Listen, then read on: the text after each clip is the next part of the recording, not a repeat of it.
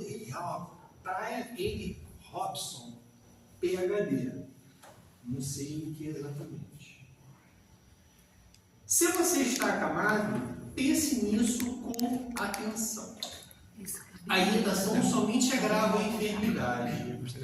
O medo aprisiona sua força interna de cura. A descrença enfraquece o poder dos remédios. O pessimismo cerra as portas para qualquer auxílio espiritual que venha a lhe prestar. A revolta afasta a simpatia das pessoas encarregadas de lhe oferecerem amparo. O desespero é porta aberta às novas doenças. A tristeza faz abater o ânimo de suas células. Por pior que lhe pareça a situação, aguente firme. Saiba que qualquer prognóstico de cura passa necessariamente por uma mudança positiva dos seus humores. O apóstolo Paulo recomenda que sejamos transformados pela renovação das nossas mentes. A doença quer provocar exatamente isso, uma renovação da sua maneira de entender o mundo. Os dias em um leito podem ser excelentes para esse propósito. Você não quer sair logo da cama? Então comece mudando um pouquinho o seu humor. Seja mais gentil com as pessoas à sua volta. Brinque com os enfermeiros. Seja simpático com as visitas. Tente ao menos um sorriso. Cultive a esperança, pois suas células são como soldados que obedecem a um comando da sua mente. Quem abandona a esperança, abandona também a saúde. Mudemos a percepção da situação. Procuremos extrair os aspectos positivos que a enfermidade nos trouxe. Eles existem, sim. Basta ter boa vontade para encontrá-los. Não sejamos tão ranzinhos. A saúde corre dos briguentos. Não levemos tão a sério a doença. Não fiquemos tão ligados a bolas. Exames e sintomas tão pouco aos prognósticos sombrios dos médicos. Saibamos que Deus tem estradas para você onde os médicos não encontram mais caminhos. Já está um pouquinho melhor, não é mesmo? Saibamos que Deus tem estradas para você onde os médicos não encontram os caminhos. Eu só complemento aqui, tá? A reflexão aqui é ótima, mas façamos nossos exames, tá? Tomamos nossos remédios como necessário, não vamos abotonar de vez não, tá, gente? Vamos acreditar lá, mas vamos também fazer a nossa parte. Então, a gente agora, vamos nos recolher aqui, tá? Em nossos pensamentos, vamos esquecer um pouco nossas dificuldades, que com certeza são muitas, tá? Mas vamos agora, tá? Nos trazer realmente de corpo, de alma e de pensamento para dentro desse recinto, para podermos absorver os melhores fluidos que com certeza será proporcionado para todos, tá? E que ao voltarmos a gente possa distribuir isso em luzes, tá? Em energias, não só pela rua, mas para os próximos que convivem com a gente. E a gente agora faz aquele mantra, né, que é um mantra universal, né, que todos repetem diariamente, o mundo inteiro, tá? Que é o Pai Nosso. E a gente inicia assim, e eu peço que me acompanhe, tá? Pai Nosso que estás nos céus, santificado seja o vosso nome, venha a nós o vosso reino, seja feita a vossa vontade, assim na terra como nos céus. O nosso de cada dia nos dai hoje. Perdoai as nossas ofensas, assim como nós perdoamos a quem nos tem ofendido, mas não nos deixeis cair em tentação, mas nos livrai do mal. Que assim seja. Amém? Ao palestrante, que nós Deus Obrigado. Uma boa noite a todos. O assunto que eu trouxe hoje é diretamente relacionado ao que ele viu. Parece que foi até solicitado que fosse mensagem. Resumiria muito bem, teoricamente não precisaria nem dar palestra, mas vamos lá. O assunto que eu trouxe hoje é Alguém me tocou. Vem de Marcos, capítulo 8. Mas antes de a gente entrar diretamente no assunto, eu vou ler, segundo o Evangelho, o que é prece. Segundo o Evangelho Espírita, a prece é o vale divino que aplaca o calor excessivo das paixões. Filha primogênita da fé, nos encaminha para a senda que nos conduz a Deus. Mais adiante, os Espíritos advertem: a forma nada vale, o pensamento é tudo. Ore, pois cada um segundo suas convicções e as maneiras que mais o toquem. O bom pensamento vale mais do que um grande número de palavras, com as quais nada tenha no coração. Prece é uma projeção de pensamento, a partir do qual irá se estabelecer uma corrente fluídica, cuja intensidade dependerá do teor vibratório de quem ora. E nisso reside o seu poder, o seu alcance, pois nesta relação fluídica o homem atrai para si a ajuda de espíritos superiores que lhe inspiram bons pensamentos. Por que pensamentos? Porque são a origem da totalidade das nossas ações. Primeiro o pensamento, depois o agir. Tudo que a gente faz, a gente primeiro pensa. Então a prece precisa ter a energia, a vontade de direcionar um pensamento, um agradecimento, um pedido de socorro a Deus ou à equipe espiritual. Então, simplesmente jogar palavras para fora, sem ter o sentimento, sem ter aquela energia do que eu realmente quero, ela nada vale. Então a gente precisa realmente botar de coração o que eu quero naquela oração. Eu quero simplesmente fazer um agradecimento a Deus pela vida que eu estou levando, eu quero pedir ajuda por alguma coisa que está acontecendo, eu quero orar por alguém que está precisando. Tudo isso eu tenho uma vontade.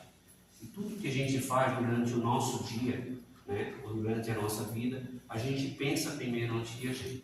Então, se eu vou daqui para cá, eu vou pensar que eu tenho que sair daqui, simultaneamente eu vou pensando no que eu vou fazer. Então, esse é o sentido da prece, essa energia, essa vontade. E continuando, temos a fé. A prece diz que é a filha primogênita. Como podemos conceituar fé? Fé é a crença em algo ou alguém, mesmo sem evidências que comprovem a veracidade daquilo. É a convicção de que existe coisa que não pode ser vista, como seres sobrenaturais, como Deus, por exemplo. A palavra fé tem origem do grego, que significa acreditar, e do latim fides, que significa fidelidade. De acordo com a doutrina espírita, a fé deve ser raciocinada e não pode ser considerada como uma crença ou superstição. Allan Kardec dizia que a fé inabalável é aquela que pode enfrentar a razão em todas as épocas da humanidade. Assim como a própria leitura nos diz, a gente tem que ter fé. Fé é ter a certeza de que existe algo que a gente não consegue ver. Fé é a gente acreditar que Deus existe, que criou tudo que está ao nosso redor, que criou essa imensidão de universo que a gente tem, conhecimento, né? Que a gente conhece só uma parte pequena dele. É acreditar que existe uma mente superior que é capaz de organizar tudo isso de forma esplendorosa. Ou seja, não há nada de errado acontecendo. Tudo tem uma mente que ama, que tem muito amor a distribuir. Porque tudo é formado do amor de Deus. Todo o restante vem das nossas aprendizados ainda, porque somos espíritos muito iniciantes, estamos num planeta muito iniciante, saímos há pouco do mundo primitivo, estamos em provas e expiações, vamos passar por um mundo de regeneração, onde o bem prevalece. Então, se confiamos, se acreditamos que existe uma trajetória, se estamos nesse planeta evoluindo, é porque acreditamos que existe uma força maior, um pensamento maior, alguém que realmente rege tudo isso de forma muito bem harmoniosa. E aí, entrando diretamente no assunto, em Mateus, ele conta a história de uma moça morta e um doente. São duas histórias juntas, que aconteceu na mesma passagem de Jesus. E Mateus nos relata, em Mateus 11, ele começa no capítulo 40. Quando Jesus voltou, uma multidão o recebeu com alegria, pois todos o esperavam. Então um homem chamado Jairo, dirigente da sinagoga, veio e prostrou-se aos pés de Jesus, implorando que fosse à sua casa, porque a sua única filha, de cerca de 12 anos, estava morta. Estando Jesus a caminho, a multidão o comprimia. Estava ali certa mulher. Então ele começou primeiro contando a história de Jairo. Jairo convidou ele para ir à casa para salvar a sua filha. E na visão de Jairo, já estava morta. Então Jesus estava a caminho da casa de Jairo, quando, em parte do caminho, estava ali certa mulher, que havia 12 anos vinha sofrendo de hemorragia, e gastara tudo o que tinha com os médicos, mas ninguém podia curá-la. Ela chegou por trás dele, tocou na borda do seu manto e imediatamente cessou sua hemorragia. E aí Jesus então pergunta: quem tocou em mim? Pergunta Jesus. Como todos negavam, Pedro disse: Mestre, a multidão se aglomera e te comprime. Mas Jesus diz: alguém tocou em mim, pois eu sei que de mim saiu poder, virtude, energia, amor. Saiu o sentimento dele que curou a mulher. Então a mulher, vendo que não conseguiria passar despercebida, veio tremendo e prostrou-se a seus pés. Na presença de todo o povo, contou porque tinha tocado nele e como fora instantaneamente curada. Então ele lhe disse: filha, a sua fé a curou. Vai em paz. Enquanto Jesus ainda estava falando, chegou alguém da casa de Jairo, o dirigente da sinagoga, e disse: sua filha morreu. Não incomode mais o mestre. Ouvindo isso, Jesus disse a Jairo: não tenha medo, tão somente creia e ela será curada. Então nós temos o fato da mulher, que ela tinha fé, ela rezava, tinha fé que simplesmente tocando o manto de Cristo, ela automaticamente seria curada. E foi exatamente o que aconteceu, né? Naquela época a gente tem que entender que essas mulheres que passavam por esse processo de ter muita menstruação, ter muito sangue, as pessoas que tinham lepra, que tinham doenças que na época não eram entendidas, o que se fazia? Eles afastavam essas pessoas para que não contaminassem as demais. Então naquela época era entendido que se ela tocasse em qualquer outra pessoa, a outra pessoa se tornaria impura. Esse era o entendimento da época. A gente tem que entender que isso aconteceu há quase 2000 anos atrás, com uma sociedade totalmente diferente da atual que a gente tem. Um preconceito também muito grande sobre tudo, né? Porque também não se conhecia sobre aquelas doenças. Então não entendia se aquilo ia passar para outro ou não ia. Então ela era realmente excluída. Então, ela tocando na veste de Cristo, ela não tocou diretamente em Cristo. Então ela pensou: se eu tocar na veste dele, eu não o torno impuro. Então eu poderia simplesmente tocar na veste dele e me curar. E foi exatamente isso que aconteceu. Quando ela tocou nas vestes deles, ela curou. E está passando uma série muito interessante, né? e eles abrem um pouquinho mais o relato, né? E Jesus, naquele momento, prostra-se sobre ela, né? Com ela, conversa com ela e diz: a tua fé te curou. Não fui eu que curei, foi a tua fé. Então a gente pode entender que a nossa fé pode nos curar de qualquer coisa. Só que a gente tem que abrir um parênteses aqui, que nem sempre a nossa vontade é a vontade de Deus. Ou melhor, nem sempre a nossa vontade foi a vontade que a gente escolheu quando reencarnou. Se a gente acredita em reencarnação, né, a gente acredita que quando estamos no plano espiritual, para retornarmos para esse mundo, que é um mundo transitório, para evoluirmos, nós passamos por um departamento de reencarnação. E lá a gente vê o que a gente precisa melhorar, o que eu vou passar de maior dificuldade nessa vida para mim melhorar. Porque a gente tem muito a melhorar. E eu não tenho como vir para cá e melhorar tudo de uma vez. Então eu escolho alguns pequenos sentimentos que são mais fervorosos ainda, que eu não consegui, que eu escolho para vir para cá. Então, muitas vezes eu escolho passar por essa situação para que eu consiga evoluir.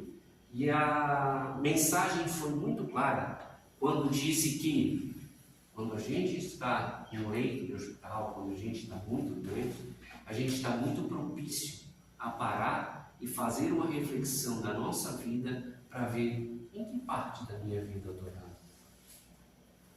O que eu estou pensando, o que eu estou fazendo da minha vida que eu estou atraindo esse tipo de sentimento, esse tipo de doença para mim? O que eu devo fazer para melhorar? Que caminho que eu devo seguir? São dúvidas que a gente precisa, vez por outra, começar a refletir sobre cada um de nós. O que eu estou fazendo para mim? O que eu estou buscando? O que eu realmente quero da minha vida? Eu acredito realmente em reencarnação? Eu acredito que eu estou aqui para evoluir? Se assim eu estou, eu preciso buscar esse caminho. Que caminho é esse? É um caminho individual de cada um. Não existe uma fórmula mágica, porque, assim como eu falei há pouco, no plano reencarnatório, a gente escolhe o que eu preciso passar. Mas o que eu preciso passar é diferente dela, diferente dele, diferente dele. Ou seja, todos nós escolhemos caminhos diferentes. Mas em comunidade aprendemos um com o outro. Mas somos seres individuais. Eu preciso evoluir. Posso ajudar o outro? Sim, mas eu preciso evoluir. E eu preciso ver quais os sentimentos que eu mais preciso buscar. Então são esses pensamentos que a gente precisa começar a rever. O que eu estou fazendo da minha vida? Será que eu estou no caminho certo? Será que isso é melhor para a minha vida? Será que existe outra coisa que eu possa buscar que seja melhor ainda para a minha vida? Seguindo. Enquanto Jesus ainda estava falando, quando chegou à casa de Jairo, não deixou ninguém entrar com ele, exceto Pedro, João, Tiago e o pai e a mãe da criança. Dando seguimento, né? Ele estava lá, passou por aquele fato de que a mulher tocou na veste deles, e ele, como estava com muita pressa, né, atendeu ela e deu seguimento e chegou à casa de Jairo. Todos começaram a rir deles, pois sabiam que ela estava morta. Mas ele a tomou pela mão e disse: menina, levante-te. O espírito dela voltou, e ela se levantou imediatamente. Então Jesus lhe ordenou que dessem de comer a ela. Os pais delas ficaram maravilhados, pois ele lhe ordenou que não contassem a ninguém o que tinha acontecido. Jesus, sendo Jesus, ele podia, e com certeza, fazer ela voltar à vida. Mas, com o estudo que a gente tem hoje da doutrina espírita, a gente sabe que ela não estava realmente morta, né? Ela estava, talvez, com com catalepsia, com outras situações que o batimento cardíaco dela era tão baixo que as pessoas que ali estavam achavam que ela não estava com vida. Claro que Jesus deu um estímulo de energia para que ela logo retomasse do que ela estava passando. E esse relato são duas situações bem distintas, né?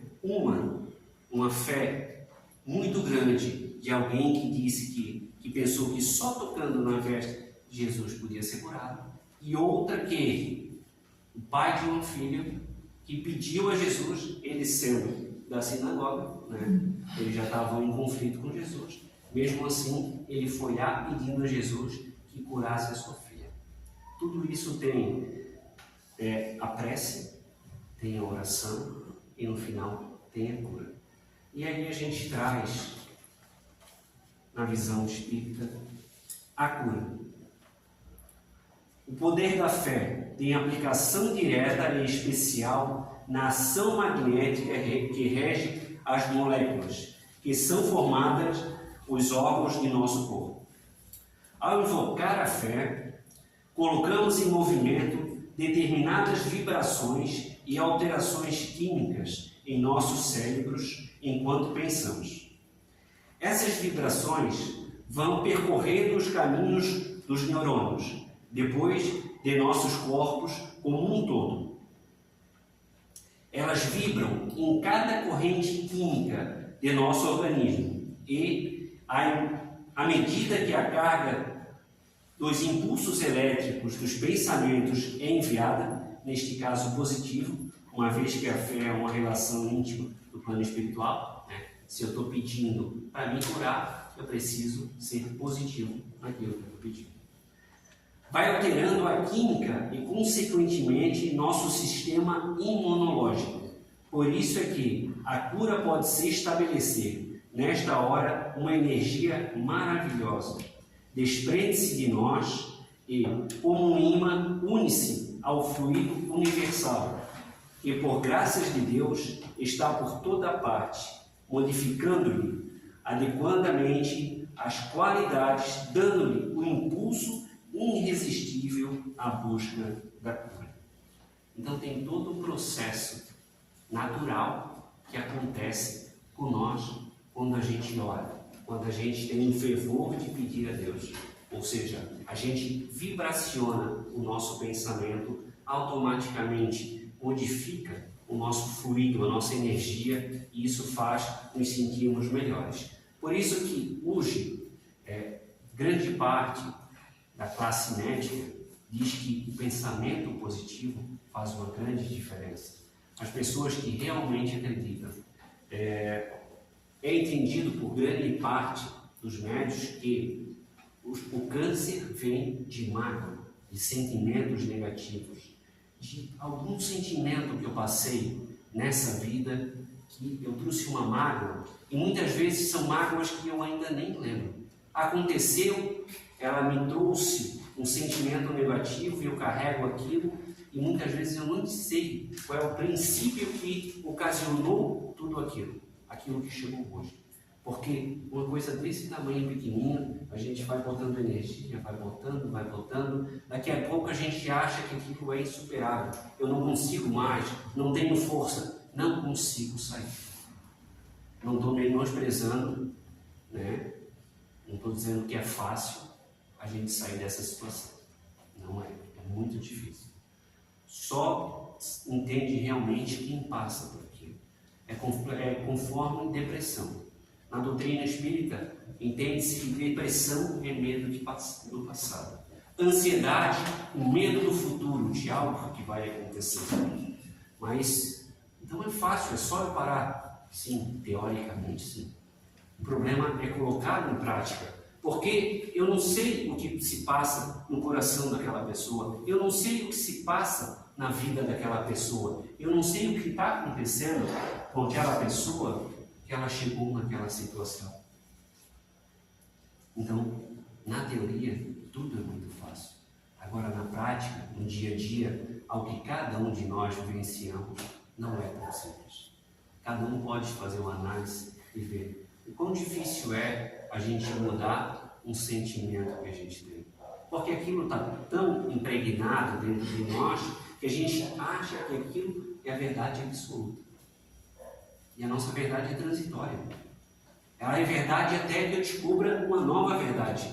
Ela é verdade até que eu descubra algo novo. Né? Entendia-se que o planeta existia bordas. Hoje entende-se que ele é redondo. Então, são coisas que vão acontecendo na nossa vida que a gente vai despertando e vai criando novas verdades, novas verdades, novas verdades. E eu vou botando uma verdade em cima da outra. E são essas novas verdades que fazem eu ter visão um pouco mais ampla. Então, a doutrina espírita, né, diz que estamos num processo de evolução. Então, subimos degraus, evoluímos. Enquanto eu estou no degrau baixo, eu vejo pouco. Se eu subo no degrau maior, eu consigo ver mais longe. E assim sucessivamente. Quanto mais alto o degrau que eu consigo chegar, mais longe eu consigo ver o horizonte. E mais fácil eu consigo entender tudo que rege por trás de nós. Porque a gente, muitas vezes, traz a doutrina espírita como algo sobrenatural. Não tem nada de sobrenatural. Até o ponto de a gente entender que ela é completamente natural. Ela foi criada exatamente para que a gente consiga vir nesse plano, nesse mundo transitório, para evoluir. O objetivo de ser um dia a cada outro um pouquinho melhor. E não dar saltos quânticos, porque também não conseguimos. Não adianta eu querer pular do primeiro degrau para o terceiro ou quarto. A gente não consegue. A gente tem que subir um degrau de cada vez, conforme a nossa capacidade. Tem uns que conseguem um pouco mais rápido, outros um pouco mais devagar. Isso não importa. O importante é que eu estou seguindo no caminho de tentar buscar essa melhora, de tentar evoluir. E aí eu trago uma historinha, porque a gente traz lá da época de Jesus, e é muito longe. E aí a gente traz uma passagem de Chico, aconteceu há pouco tempo. Uma senhora foi buscar Chico, porque ele estava muito doente, passava muito mal, estava muito enfermo. E aí, chegando na presença de Chico, ela disse: Chico, eu estou muito mal, está acontecendo isso e isso. Chico pensou, analisou, e nisso o médico Bezerra de Menezes veio a esse encontro e disse: Chico, escreve essa receita aqui para ela e dá para ela aí na farmácia. Tomar a receita durante 15 dias que vai estar curada. Chico misturou para ela pegou a receita. Tem que tomar esse remédio? Sim. Tem que tomar durante 15 dias. Mas Chico, eu não tenho dinheiro para comprar o remédio. Chico botou a mão no bolso. Também não tenho, senhora. Mas a senhora tenha fé que a senhora vai conseguir comprar o remédio. Tudo bem, a senhora saiu dali e foi embora. Chico passou uma semana, passou duas, passou três, aquela senhora não voltou. Ele preocupado com ela, poxa, não conseguiu ajudar, não conseguia dar o dinheiro que ela tanto precisava para comprar o remédio. E naqueles pensamentos, ele caminhando para ir trabalhar, encontrou ela. Ela veio em direção dela, toda alegre e tal. Ele ficou feliz. Que bom, irmã, está melhor, está renovada, está bem. Sim, estou muito bem, Chico. Conseguiu comprar o remédio? Não. Não conseguiu? Não. Mas o que você fez? Chico, eu não tinha dinheiro para comprar o remédio. Eu peguei a receita que o senhor deu, eu dividi em 15 pedaços e comi um pedacinho de papel a cada dia. Ela comeu o papel como se fosse o remédio. Pensem que o poder do pensamento dela, a fé dela, era tamanho que o pedacinho de papel se transformou em remédio na vida dela. São coisas que aconteceram agora, relatadas por Chico. Né? Então, quem acredita realmente não vai duvidar do que aconteceu. Então, a gente vê que não está realmente no remédio. Não estou dizendo aqui que ele deve parar de tomar remédio, por favor, porque ele falou. Daqui a pouco vai dizer os médicos que a doutrina espírita está dizendo que a gente não deve mais tomar remédio. por favor, deve sim consultar o médico, fazer tudo que ele passar. Isso não tenha dúvida. Mas, além do remédio que eu estou tomando, a fé que eu estou botando em cima daquele comprimido, a energia que eu estou fazendo em cima dele, é que vai fazer a diferença. A fé no sentido de melhorar em cima daquele remédio é que faz fazer a vibração energética minha mudar e fazer eu me curar. E aí eu posso pensar, mas e se eu fizer isso e eu não conseguir? Tudo tem um motivo, tudo tem um porquê. Muitas vezes a gente não consegue compreender nesse estado da vida, porque a gente pode visitar alguns parentes, né, que estão em estado às vezes terminal e dizer, poxa, a gente orou tanto, pediu e tal, por que ele não fica bom? Só que a gente não entende o que está acontecendo por trás daquilo. Talvez ele está se curando, mas não da forma que a gente quer, e sim da forma que deve ser. Porque o status dele, talvez, nesse plano espiritual, já cessou. E aí ele volta para a verdadeira vida, que é o plano espiritual. E lá sim ele volta renovado. Porque aqui fica o corpo, o espírito vai. Munido de todas as vibrações, de tudo que ele aprendeu, de tudo que ele conseguiu mudar naquele tempo que ele passou internado. Às vezes parece, poxa, mas é tão duro, né? É tão difícil. Por que você tem que ser tão difícil? Porque a gente é muito duro para mudar. A gente não aceita mudar. E às vezes a única forma de a gente aceitar mudar é através de ser mais duro, ser mais direto. Fazer a gente muitas vezes sentir dor, para que a gente reconheça que talvez em alguma parte da minha vida foi errado. Talvez aquilo que eu estou fazendo não é o melhor para mim. Talvez eu precise tirar um tempinho da minha vida para ajudar alguém que esteja precisando. Porque isso é fato. Sempre existe alguém em situação pior do que a minha. Sempre existe alguém em situação pior do que a minha. Por mais difícil que possa ser a sua vida, sempre vai ter alguém em situação pior. E se vai ter essa pessoa em situação pior, há aí um leque de oportunidade para você botar em prática todo o seu sentimento, a sua vibração de energia positiva. Se eu não posso lá diretamente ajudá-lo, se eu não tenho tempo, quando eu fizer a minha oração, eu peço ajuda por esse irmão, eu peço ajuda por aquele outro. Se eu não posso ir num orfanato, tirar algumas horas da minha vida, do meu tempo para ajudar, porque eu não tenho tempo, mas que eu ore em vibração deles, que eu ore em vibração de alguém que precisa. Então, essa é a mensagem de hoje. A fé, a vontade, a energia que eu tenho que botar em cima das orações que eu faço. Orar por orar não tem nunca fundamento. A energia, a vontade é que faz mudar. E para encerrar, eu vou contar um fato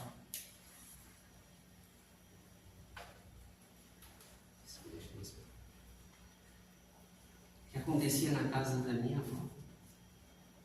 Minha avó sempre foi uma pessoa maravilhosa. Maravilhosa. Era aquela pessoa que ela acolhia todo mundo que passava na rua. Passava qualquer pessoa na rua que estava precisando de alimento, ela trazia para a gente de casa, ela queria dar comida, ela queria fazer tudo. E vez por outra a gente almoçava na casa dela.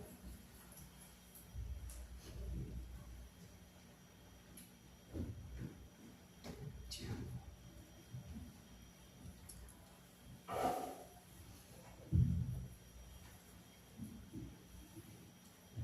Vez por outra a gente almoçava na casa dela, que a gente morava muito perto. E a avó tinha mania de fazer 4 panelinhas de comida desse tamanhozinho. E aí a gente convidava nós, ela convidava o outro, ela convidava o outro, passava alguém na rua, ela convidava, e a gente dizia, assim, então não vai dar. É 4 panelinhas desse jeito para tantas pessoas. A fé dela é tão convicta do que ela fazia. Não porque não tinha Tinha, ela podia fazer mais. Mas ela tinha aquele padrão de fazer. Ela fazia aquilo com tanto amor, com tanta fé, que todos nós comíamos, saciávamos e sobrava. Era algo impressionante. Até pouco tempo atrás, eu e minha mãe, a gente não percebia isso. Depois que a gente começou a pensar, a raciocinar sobre o que acontecia, era algo maravilhoso. Maravilhoso. São coisas que, lá quando eu era daquela idade, que eu passava naturalmente, não dava atenção. E agora a gente vai melhorando um pouquinho, ou não, e vai vendo quanto a gente já foi algum dia abençoado, quanto a gente já foi algum dia amado por alguém da nossa família, por um ente querido. Então, sempre que tiver dificuldade, tente buscar aquele sentimento de amor que todos nós um dia já recebemos. Seja de uma mãe, seja de uma avó, seja de uma tia, seja de quem for. Alguém algum dia já deu amor para nós. Com absoluta certeza. Ninguém veio para esse mundo sem um dia ter passado por alguém que tem muito sentimento por nós. Essa era a mensagem que eu tinha para a noite de hoje. Espero ter feito a gente refletir um pouquinho para que a gente tenha realmente essa energia de fazer a fé, a prece com um pouquinho mais de energia e vontade, para que a gente consiga, muitas vezes, o objetivo que a gente está buscando. Um ótimo momento para todos.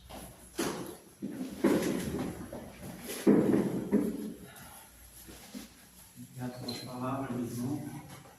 Com certeza serviu para muita gente aqui, ou para todos, né? Primeiramente para mim. Geralmente serve mais para quem fala, né? Mas agradecemos a Deus pela oportunidade de estarmos aqui e se alimentar desse pão que aqui foi servido. Agradecendo ao Pai, dizemos a oração que Jesus nos ensina. Pai nosso que estás nos céus, santificado seja o vosso nome, venha a nós o vosso reino, seja feita a vossa vontade, assim na terra como nos céus. O pão nosso de cada dia dá-nos hoje, perdoa as nossas ofensas, assim como nós perdoamos a quem nos tem ofendido. E não deixe-nos cair em tentações, mas livra-nos, Pai, de todo mal. E de fazer o mal que assim seja. Sendo assim, damos por encerrada a palestra desta noite e damos por aberto o nosso passe que vai ser aplicado agora, para aqueles que desejam que permaneçam sentados, que será chamado um a um. Temos um recadinho? Vamos dar um recadinho. Rapidinho. Boa noite, irmãos e irmãs, boa noite.